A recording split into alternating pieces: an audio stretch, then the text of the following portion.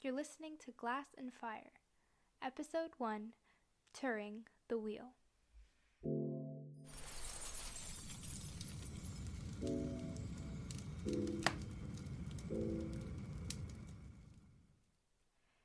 In 1950, Alan Turing, the father of modern computer science, proposed an experiment called the imitation game.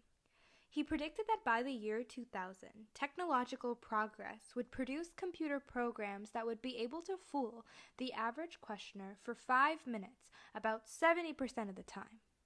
Well, it's the year 2021, and no one has come close to this prediction. Yet. There's still hope each year that someone will finally crack the code of the Turing machine. And that is precisely what this episode is all about.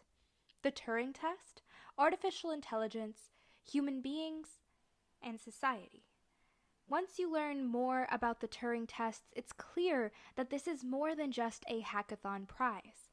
It is a driving force in technological advancements that at the same time asks deep sociological questions about what it means to have human-like intelligence and what the future looks like for human-computer interaction. In 1990, Hugh Loebner, along with other scientific institutions, put up a challenge that the person who could pass the Turing test would win up to $100,000. To pass the Turing test, your chatbot would need to interact with a human judge and have a conversation with that judge. Obviously, there needs to be some control, so there are also real human beings in the competition as a comparison. The judges do a sort of speed dating of each entry, which could either be a real human being or a computer program, and then have 5 minutes to decide if who they're talking to was a human or a computer. The computer that receives the most human votes wins the title of the most human computer and wins that year's competition. But there's also a prize for the human that convinces the most judges that they're indeed human. This is called the Most Human Human Award, and interestingly, the title of a great book by Brian Christian, the winner of the Most Human Human Award in the 2009 Turing Test competition. Throughout the book, Christian talks about how he essentially studied up on how to be the most convincing human being possible before going into the competition. It sounds like an extremely silly thing to do. This is where the cliche, just be yourself, should work perfectly.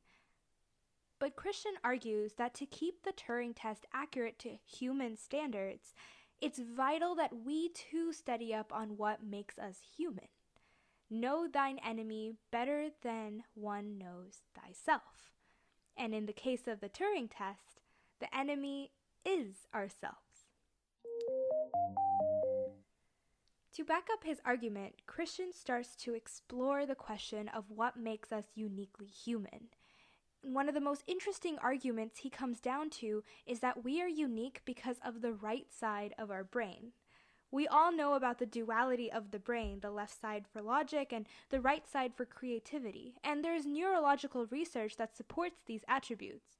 But of course, there's more medically correct terms for it. But for now, we'll just call the left side for logic and the right side for creativity.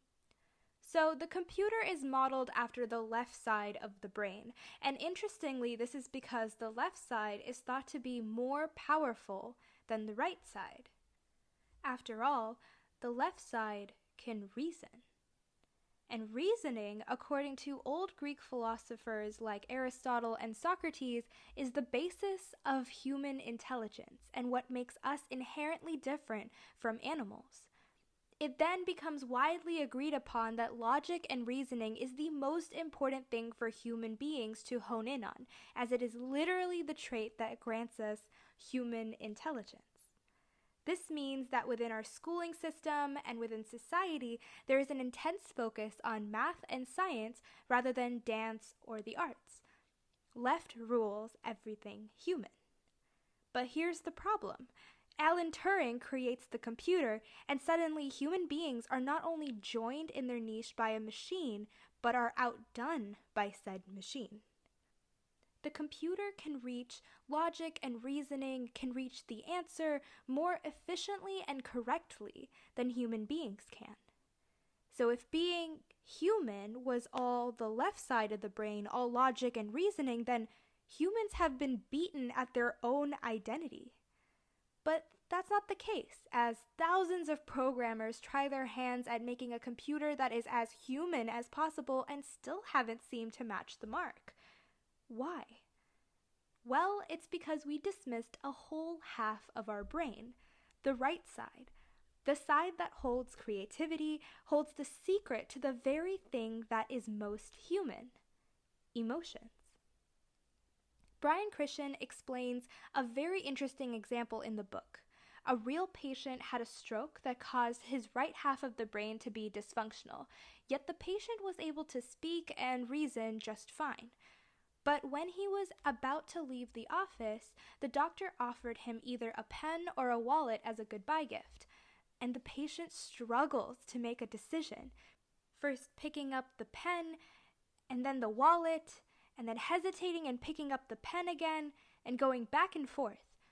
It was a simple decision, a 1 or a 0, but his brain, without the right side, was unable to make a decision that had no right answer. It was simply whatever you wanted, whatever spoke to you, whichever one you found having an emotional attachment to. And he was missing that, because he was missing the right side of his brain. Just like that patient, the key difference between logic circuits in a computer and a human brain is the ability to have an emotional understanding of the context around you. And this emotional understanding takes in a lot of different variables at every second of the day. It takes in your location, the company around you, the time of day, the flow of the conversation, body language, the current events.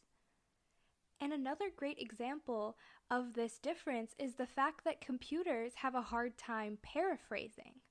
I guess if you wanted, you could convince a judge for sure that you were human by paraphrasing a sentence several times, although that might be suspiciously robotic.